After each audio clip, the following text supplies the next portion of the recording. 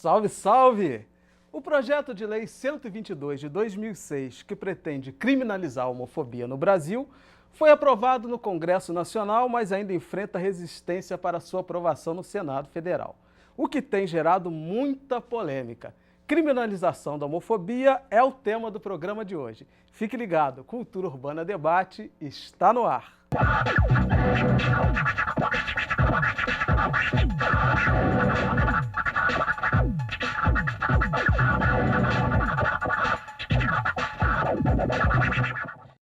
Participam do debate de hoje o deputado Gilberto Palmares, autor da lei que criou o Dia de Combate à Homofobia no calendário do Estado do Rio de Janeiro, o deputado e pastor evangélico Edno Fonseca, o advogado membro da Comissão de Direitos Humanos da OAB e conselheiro GLBT do Estado do Rio de Janeiro, Dr. Roberto Consali, e o monsenhor da Arquidiocese do Rio de Janeiro e vigário-geral dos Ritos Orientais, Sérgio Costa Couto. Ok? Obrigado pela presença de vocês.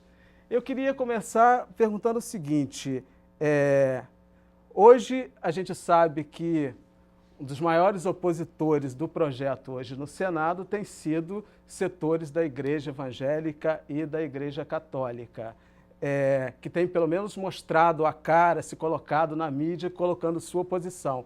Eu pergunto para os senhores, a Igreja Católica, a Igreja Evangélica, por que é contra esse projeto que criminaliza a homofobia no Brasil?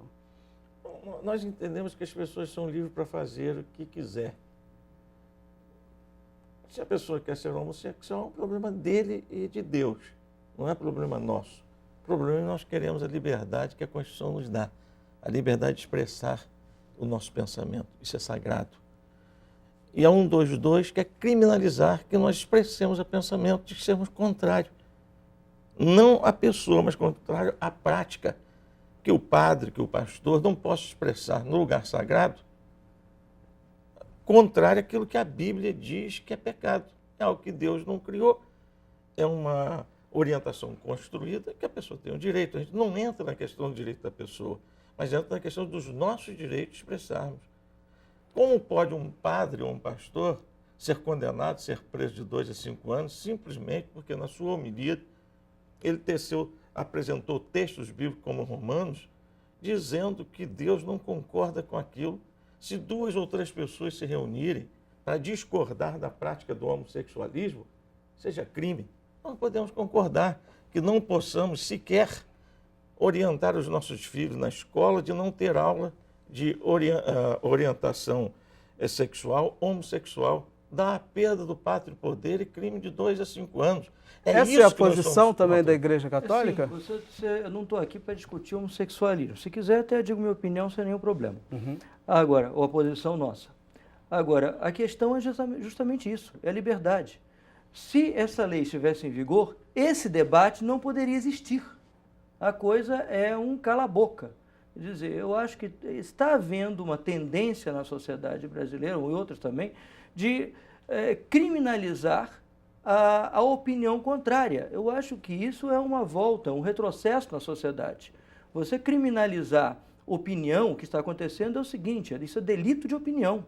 Quer dizer, você criminalizar que as pessoas possam emitir a sua opinião é um retrocesso a outras épocas que já deveriam estar superadas. Quer dizer, eu acho que nós temos que avançar nisso. Hoje em dia, e também é o seguinte, pensemos uma coisa, as pessoas têm direito de discordar, eu vou concordar com o pastor e deputado muitas vezes, nós vamos discordar em outras. Agora, temos que ter o direito de fazer isso, temos que ter o direito de falar. A situação dessa lei nos colocaria diante não só para a mensagem religiosa, mas como disse assim, se você tem um pai que de repente queira dar um conselho ao filho, por exemplo, meu filho, não anda com esse rapaz e tal. Pode ser até por outros motivos, pode ser por motivo de droga, o que for, que aquele se sentir atingido, ele pode denunciar este pai por homofobia. Quer dizer, nós vamos entrar em situações absurdas, Agora, como o deputado disse, talvez nós estejamos mostrando a cara, mas outras pessoas também, outros grupos não religiosos, não católicos, não protestantes, também, se fossem bem informados e se lessem a lei, porque isso também está sendo um problema. Muitas vezes as pessoas não leem a lei.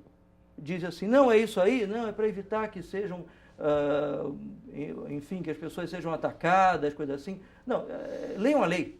Doutor, o projeto fere a liberdade de expressão? Não, eu acho essa argumentação, ela foge um pouco da realidade, inclusive ideológica, que foi a construção dessa lei, né?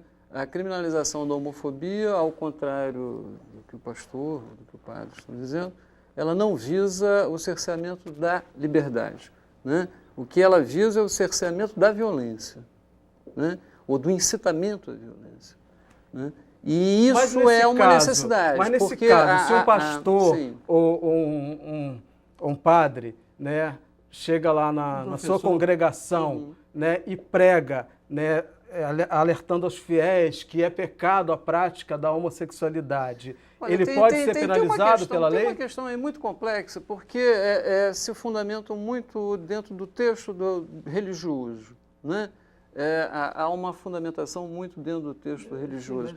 O próprio texto religioso, quer dizer, por exemplo, avançando um pouco aí, pegando um gancho já do que você estava falando, existem textos religiosos que pregam muita violência, principalmente no Velho Testamento.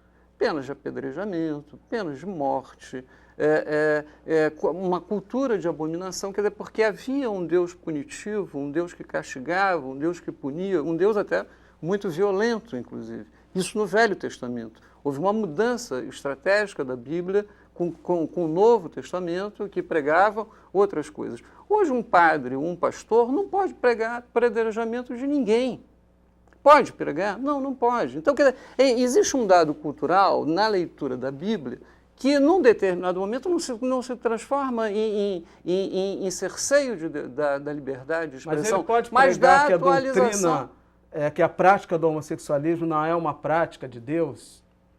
Eu não sei, porque aí fica muito difícil até conceituar qual é a prática de Deus, porque a prática de Deus é o amor, é o respeito, né? Então ele não pode pregar a violência, né? Ele não pode pregar a exclusão social, ele não pode pregar de forma que traga violências vindouras, ou que esse discurso, e aí eu peço um pouco de atenção nisso, porque muito do discurso religioso, mesmo feito de boa fé, mesmo feito com a melhor das intenções, ele é muito utilizado na prática homofóbica, né? Vários grupos homofóbicos se utilizam do discurso religioso, daqueles que de boa fé o fazem, né, para encaminhar atos de profunda violência, de profunda rejeição social. O deputado Gilberto Palmares aqui está doido para entrar na roda. Isso é uma preocupação. Vamos que, inclusive, deixar as o deputado falar aqui, porque a gente já vai para o outro bloco, pelo menos para a gente garantir a fala dele nesse bloco. Okay. Por favor.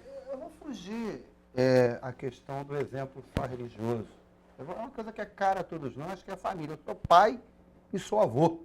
E quero dizer que não sou livre de preconceito, inclusive o preconceito com relação à orientação sexual. Mas uma coisa é a gente reconhecer que não é livre do preconceito, outra coisa é a gente admitir que ninguém pode sofrer constrangimento ou violência por conta de uma orientação sexual. Eu acho que o pai tem direito de educar o filho, mas o pai não tem direito de espancar um filho ou de expulsá-lo de casa sendo menor por ele ter uma orientação homossexual. E isso ocorre. E aí eu acho que é pertinente, sim, a legislação entender, por exemplo, que esse pai ou que essa mãe está fugindo das suas responsabilidades de pai se espanca um filho ou se expulsa um filho de casa por conta da sua orientação homossexual. Deputado, eu acredito que isso possa ser feito simplesmente reforçando os direitos da criança, mas também do exercício da paternidade.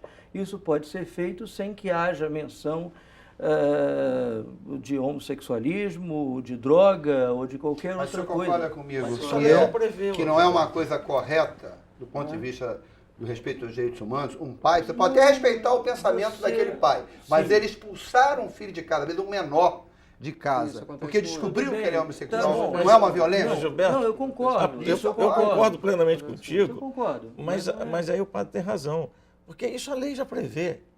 Independente da orientação sexual, se o pai fizer isso com o filho por qualquer motivo, mas ele já tem a punição. Não, mas o que é preciso ali apontar é que ninguém faz nada sem razão.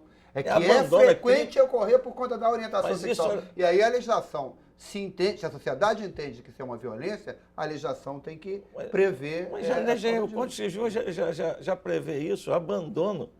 Abandono, é a punição por abandono. Se o pai abandona o filho, Aliás, ele é Ricardo, responsabilizado. isso do ponto de vista da orientação Vai ter que fazer um sexual, pequeno da diferença intervalo de aqui, gênero, porque- de etnia, tem uma série de discriminações que são presentes na nossa sociedade, sim, e que você tem que ter uma Eu acho que não Ok, pode a ter a gente liberdade continua- de ofender de Ok, a forma gente alguma, continua isso daqui é a pouquinho. A gente indefensável. vai para o intervalo, daqui a pouco a gente está de volta. Fique com a gente.